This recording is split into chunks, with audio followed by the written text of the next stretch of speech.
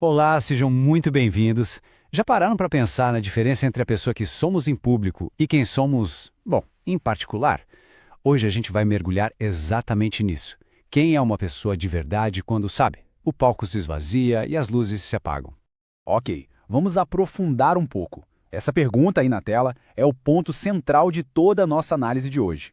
E olha, essa é uma questão que aparece em várias filosofias e tradições de fé.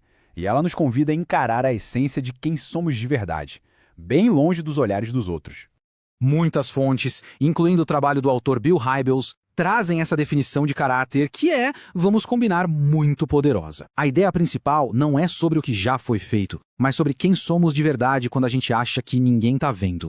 E essa citação, ela resume perfeitamente o que é integridade. Não é uma performance para uma plateia, mas sim uma escolha que se faz na solidão, uma decisão que revela a nossa verdade mais íntima.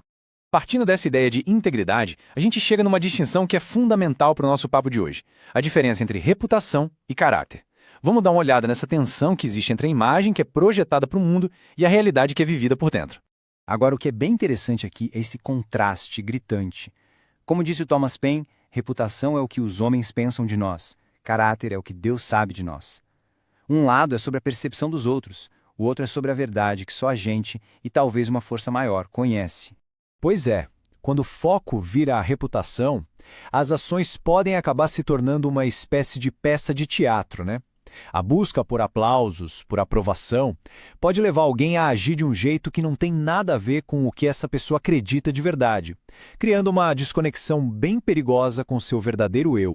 E para a gente ilustrar essa tensão de uma forma bem clara, vamos analisar um exemplo clássico lá do livro de Êxodo que mostra exatamente esse ponto. A decisão de Moisés aqui foi diretamente influenciada pela ausência de testemunhas. A pergunta que fica no ar é: ele teria feito a mesma coisa se tivesse alguém olhando? A falta de uma plateia simplesmente determinou a ação dele naquele momento. Agora, vamos avançar um pouco para ver como isso tudo se desenvolve, porque as fontes que a gente analisou convergem para uma ideia muito forte. A ausência de uma plateia humana não quer dizer que as nossas ações não são observadas.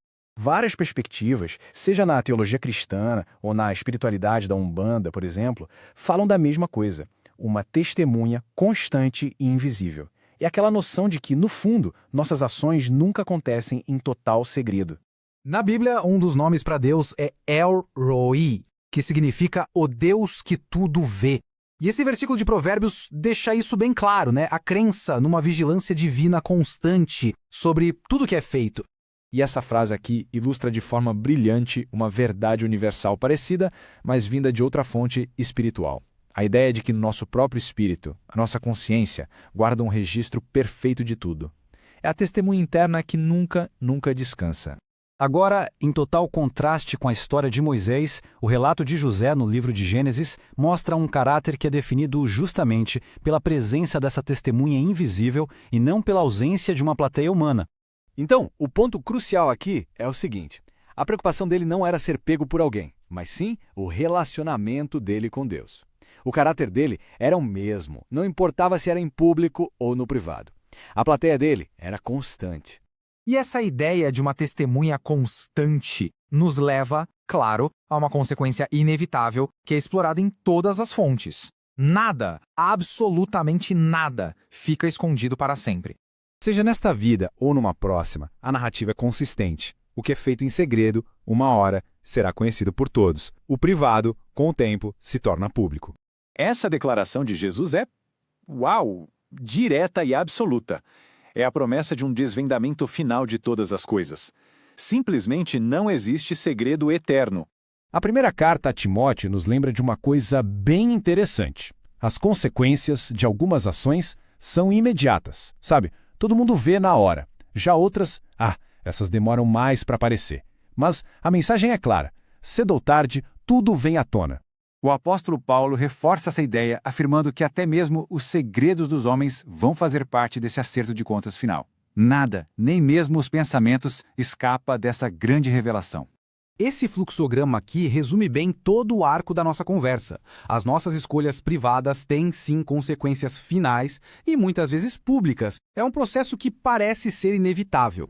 Como um pastor certa vez observou, O que a gente é na luz do dia determina nossa credibilidade, mas o que a gente é no escuro, isso determina nossa autoridade. A verdadeira força vem da coerência entre o que se vê e o que não se vê. E assim, para fechar, a gente volta à pergunta central. A reflexão final não é sobre alcançar uma perfeição que não existe, mas sim sobre para onde o coração de uma pessoa aponta, e sobre aquelas pequenas escolhas invisíveis feitas todos os dias. No fim das contas, são essas escolhas que realmente definem quem somos.